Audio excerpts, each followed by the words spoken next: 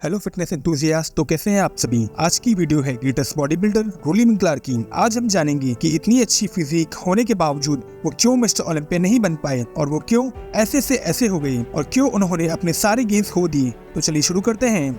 रोली Winkler greatest body builder है modern era के और वो द बीस्ट के नाम से जाने जाते हैं और उनकी अट्रैक्टिव बॉडी और मासिव साइज और सिमेट्री के लिए भी जाना जाता है। वो एक प्रोफेशनल डच बॉडी बिल्डर हैं और उन्होंने शिकागो प्रो, नॉर्डिक प्रो और न्यूयॉर्क प्रो भी जीत रखा है और वो उन बॉडी बिल्डर्स में आते हैं जिनको फैंस बहुत पसंद करते हैं। उनका जन्म 22 जून 1977 में कुराको आइलैंड पे हुआ था। रोली विंकलर जब 4 साल के थे तब उनके फादर की डेथ हो गई थी एक बाइक एक्सीडेंट में। उनके फादर की डेथ के बाद उनकी फैमिली नेदरलैंड में शिफ्ट हो गई थी, जहां उन्होंने अपना बचपन और जवानी बिताई। रोली विंकलर को बचपन से ही जिम्नास्टिक का शौक था और बाद में वो बॉडी बिल्डिंग में बदल गया। रोली विंकलर बॉडी बिल्डिंग को सीरियस नहीं लेते थे जब तक कि उनके साथ एक हादसा नहीं हुआ था। उनका एक कार एक्सीडेंट हुआ था। इससे ठीक होने के बाद उन्होंने डिसाइड कर लिया था कि वो बॉडी बिल्डिंग में ही अपना करियर बनाएंगे और उन्होंने 2009 में NPC आर्नोल्ड एमेचर खेला, जिसमें वो फर्स्ट आते हैं और इसके बाद वो 2010 में अपना प्रो डेब्यू करते हैं और वहां वो अपनी इम्प्रेसिव फिजिक से 7th प्लेस हासिल करते हैं और इसके बाद वो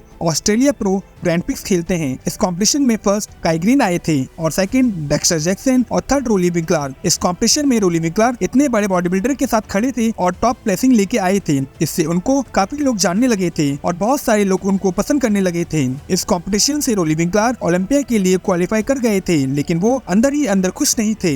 वो चाहते थे कि वो फर्स्ट आके ओलंपिया के लिए क्वालिफाई करें और फिर वो इसके बाद न्यूयॉर्क प्रो खेलते हैं, जिसमें वो सबको शॉक करते हुए जीत जाते हैं और वो फर्स्ट आते हैं और खुद को सेटिस्फाइड करके मिस्टर ओलंपिया के लिए दोबारा क्वालिफाई हो जाते हैं और 2010 में वो अपना पहला मिस्टर ओलंपिया खेलते हैं, जिसमें उनकी 14 प्लेसिंग आती है। इसके बाद आता है 2011 का साल। रोली विंकलर के लिए ये साल अच्छा साबित नहीं हुआ। वो एक भी शो नहीं जीत पाए और ओलंपिया के लिए भी क्वालिफाई नहीं हो पाए। फिर 2012 में भी रोली विंकलर ने ज्यादा शो नहीं जीते। उन्होंने टोटल 7 प्रो शो खेले, जिसमें से वो एक में ही जीत पाए। वो नॉर्डिक प्रो को जीतकर मिस्टर ओलंपिया के लिए क्वालिफाई हो गए और ओलंपिया में उनकी 12th प्लेसिंग आई। 2013 में उन्होंने काफी कम शो खेले, उनमें से उन्होंने शिकागो प्रो खेला और वो उसमें फर्स्ट आए। फिर ओलंपिया में उनकी इस साल की प्लेसिंग काफी अच्छी आई थी। वो इस साल 7th प्लेस पे आते हैं। 2014 में फिर से रोली विंकलर के साथ एक हादसा होता है। उनका एक बाइक एक्सीडेंट हो जाता है, जिसकी वजह से वो जो शो खेलना चाहते हैं वो नहीं खेल पाते। फिर वो शिकागो प्रो खेलते हैं, जिसमें वो जीत जाते हैं और ओलंपिया के लिए क्वालिफाई हो जाते हैं। इस साल उनकी ओलंपिया में 12th प्लेसिंग आई थी।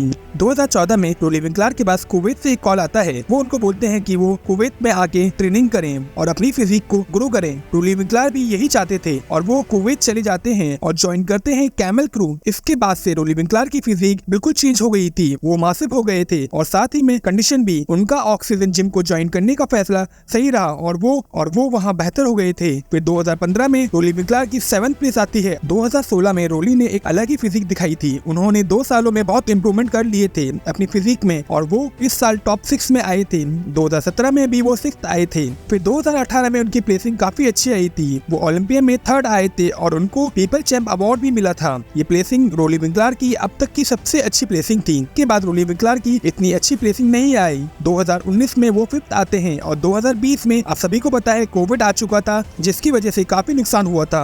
सेम रोली विंकलर के साथ भी ऐसा हुआ था। वो काफी टाइम से जिम नहीं जा पाए थे और पुशअप्स और पुलअप्स करके अपने मसल को प्रिजर्व करने की कोशिश कर रहे थे और 2020 में उनको एक सीरियस शोल्डर इंजरी भी हुई थी, जिसकी सर्जरी 5 घंटे तक चली थी। वो बताते हैं इस इंजरी की वजह से उनके करियर पे काफी इफेक्ट पड़ा है और इन सब परेशानियों के बाद भी वो ओलंपिया के लिए तैयार होते हैं, लेकिन वो कोविड पॉजिटिव पाए गए। जब वो टर्की से यूनाइटेड स्टेट जा रही थी तब उनका एक टेस्ट हुआ, वो पॉजिटिव। उस टेस्ट में वो पॉजिटिव आए और वो ओलंपिया नहीं खेल पाए। इससे वो काफी टूट गए थे। इसके बाद 2021 में उनकी ओलंपिया में 11th प्लेसिंग आई और फिर उन्होंने आखिरी कंपटीशन 2021 रोमानिया प्रो खेला, जिसमें वो 9th आए। रोली विंकलर ने अभी रिटायरमेंट नहीं लिया। उन्होंने एक इंटरव्यू में बताया कि वो अभी रिटायर नहीं हुए हैं और वो अभी रिकवरी कर रहे हैं। उनकी शोल्डर इंजरी के अलावा उनके और भी कई इंजरी हुई है, जिसकी वजह से वो कंपटीशन नहीं खेल पा रहे और उन्होंने कहा कि वो 2024 में कॉम्पीट करेंगे। उनके पीक में उनका कंपटीशन वेट 305 lbs था और अब वो इंजरी की वजह से काफी मसल लॉस कर चुके हैं। अभी वो कुछ ऐसे दिख रहे हैं। तो दोस्तों, एक बॉडी बिल्डर के लिए उसकी फिजिक ही सब कुछ होती है। उनका करियर उनकी बॉडी पे ही डिपेंड करता है, पर लाइफ सिंपल नहीं होती, उसमें कहीं अप्स एंड डाउन आते ही रहते हैं। रोली विंकलर के साथ भी कुछ ऐसा ही हुआ। हम लोग बस उनके अच्छे के लिए प्रेयर कर सकते हैं ताकि वो जल्दी से रिकवर होके स्टेज पर वापस आए।